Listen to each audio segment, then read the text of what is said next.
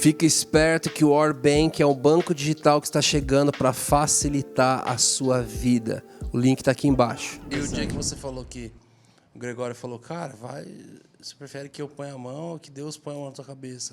Vai pro mato, cara. Vai. E você falou, eu fui e Deus colocou a mão sobre mim. Foi a situação dos bambus lá? Foi nesse cara, dia? Isso tem muito tempo. Você está me lembrando dessa história. Foi nessa jornada aí. É assim, cara, tinha um pouco de infantilidade ainda no meu coração. Você sabe que quando você vai amadurecendo, você vai entendendo que Deus não precisa de determinadas coisas. Uhum. Como assim infantilidade? Cara, porque assim, às vezes o tipo de jejum que você faz, de um voto que você faz, entendi. né? Você Mas tem aquele isso fala desejo. de uma fome mesmo, né, Isso cara? fala de uma fome. Eu acho que Deus olha para você como um pai. Né? Talvez não infantilidade, mas inocência. Seria a melhor. Acaba criando um certo métodozinho dentro de você.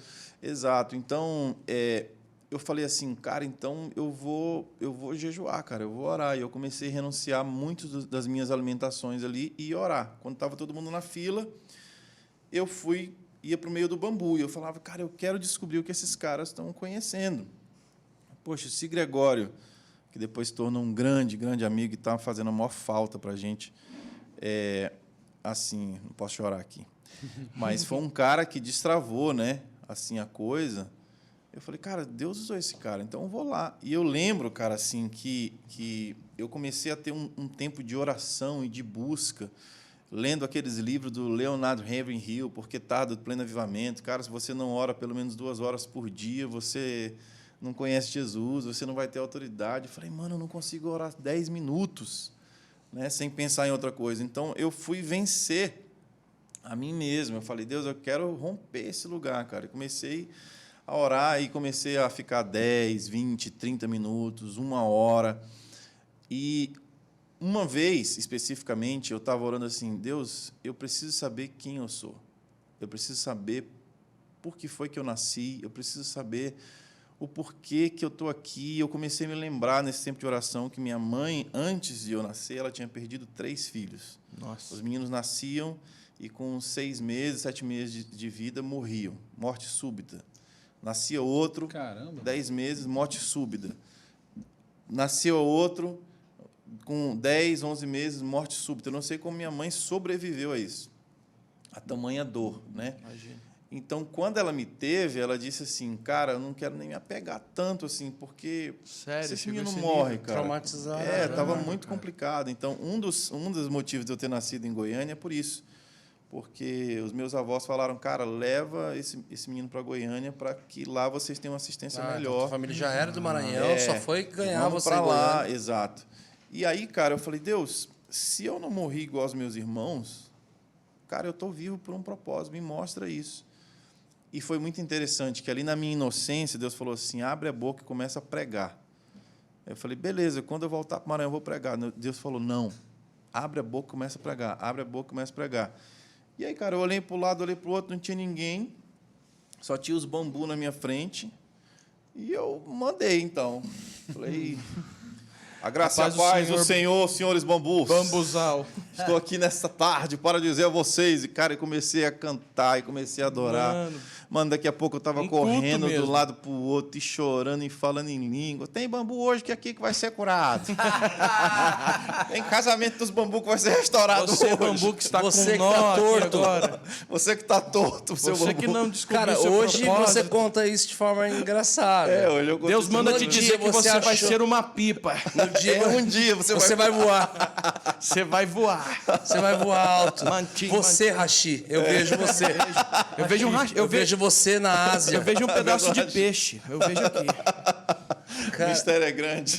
Cara, na hora foi algo engraçado ou foi algo tipo que te constrangeu, Não, cara, foi te algo impactou sobrenatural, muito? cara. Cara, eu conheço tantas histórias de gente que pregou pra ela. Meu pai, cara, ele pregou só pras cadeiras. Exato. Foi algo Foi sobrenatural. ninguém no culto. Você já fez isso também, Brunão? Ministrar pra cadeira? Eu já ministrei muito pra cadeira. Cara, assim, de não ter realmente ninguém e falar, ó, vou fazer. Já comecei um culto, mas as pessoas chegaram. Mas igual meu pai, eu fazer um culto inteiro. Eu ficava trancado na igreja. De fazer um culto inteiro, assim, ó. Tô falando da situação dele ter aberto a igreja para começar o culto e não apareceu ninguém. E ele... Amém. Vamos lá. boa noite. Foi, pegou. Mais desafiador fez ainda. o louvor, pregou. Que legal. Glória a Deus. Tipo, Cara, fez o pra culto mim, inteiro, hoje assim. a gente tá rindo aqui, né, e tudo. Mas pra mim foi uma experiência, cara, que transformou minha vida. Aham. Porque o que aconteceu, cara? Eu não sou essa pessoa mística, tá? Eu não tô aqui pra falar, vai fazer isso que vai dar certo com você. Tô contando a minha experiência, senão é a doutrina. Mas, cara, em um determinado momento, quando eu apontei o dedo para aquela floresta de bambus, eu não vi mais bambus, eu vi pessoas. E eram pessoas de nações diferentes, né? E quando eu vi aquilo, aí a voz do Espírito falou assim: você nasceu para isso. A sua mensagem vai tocar as nações. E aí, cara, foi tão doido que nesse momento eu assustei e eu parei de orar. Falei, não, cara, eu vou sair daqui porque esse jejum tá me deixando maluco. Tá faltando Né? açúcar aqui, né?